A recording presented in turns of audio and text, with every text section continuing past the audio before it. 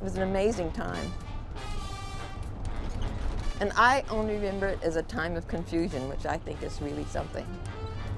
I've learned more about this period through research since I've been working for the National Park Service. Betty Soskin is one of the most enthusiastic and passionate national park rangers you can ever hope to encounter. At 88, she holds the distinction of being the oldest park ranger in the nation. This would lead you to believe that she's been doing her job for ages, but, well, that's not really the truth. What's surprising is that Betty first started wearing her badge and her hat just about 3 years ago. You can start a new career at 85. Yeah, it's rather amazing. Betty Soskin is a ranger at the Rosie the Riveter World War II Homefront National Park in Richmond. She was one of the driving forces behind the park and also a touchstone to history on the great mobilization that shaped this country between 1942 and 1945.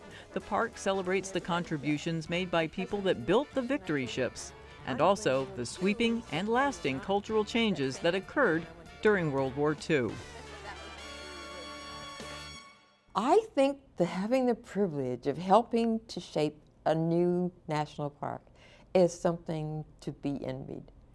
And that's what I feel about the work that I'm doing. I'm helping to define this park. It will be maybe 10, 12 years in the making. I will have maybe another year or two with it, hopefully, if my health holds out.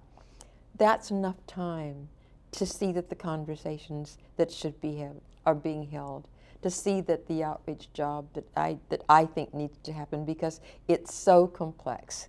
This park tells so many stories, and I think because of my maturity, I really think it comes with age, I think that I'm at a stage in my own life where I know how all the stories turned out. Betty was born in Detroit, but spent most of her first 6 years at her family home in New Orleans. However, that changed dramatically in 1927 when her family was forced to move west. Our family lost everything in Louisiana, in the New Orleans floods. That was the year 1927 when the levees were bombed to save parts of New Orleans from being deluged. My family arrived here with my mother with 3 little girls and everything in a couple of cardboard suitcases, and that was it. That was our beginnings in East Oakland, where we moved to live with my grandfather.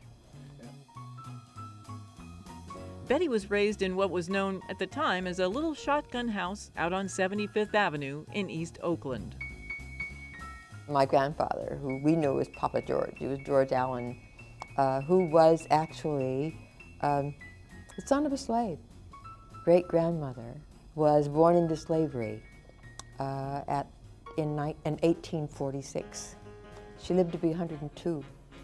She therefore died in 1948 when I was 27 years old.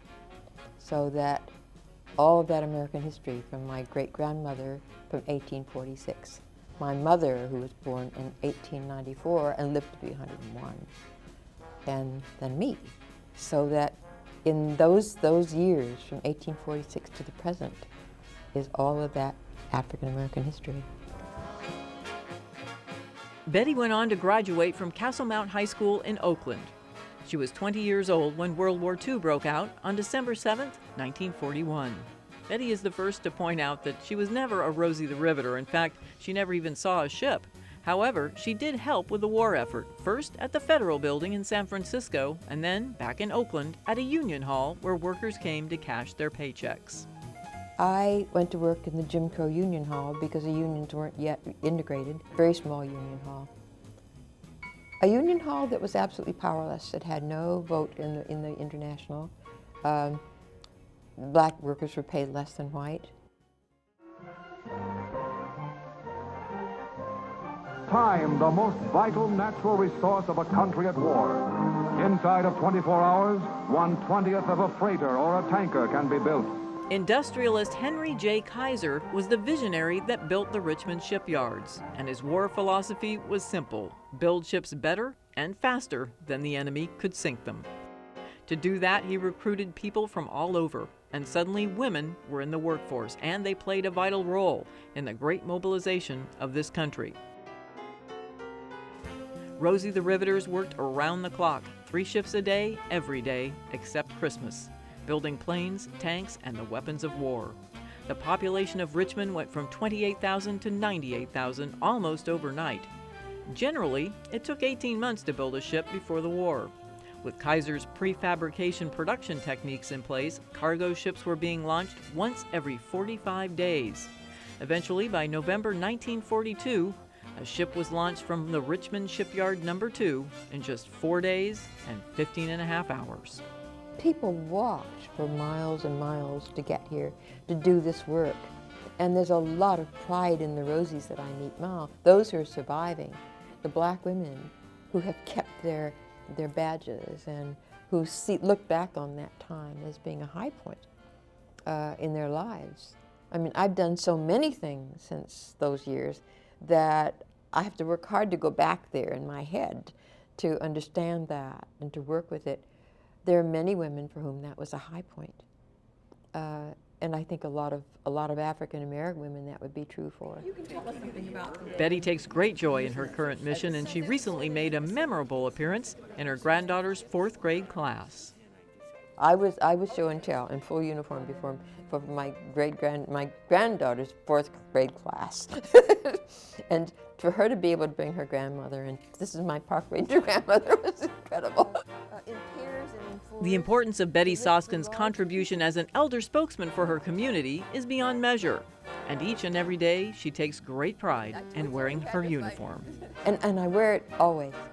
The reason is that every time I'm on the street or in an elevator or on an escalator in uniform, I'm announcing to every little African American girl around, every little girl of color, that this is a career option.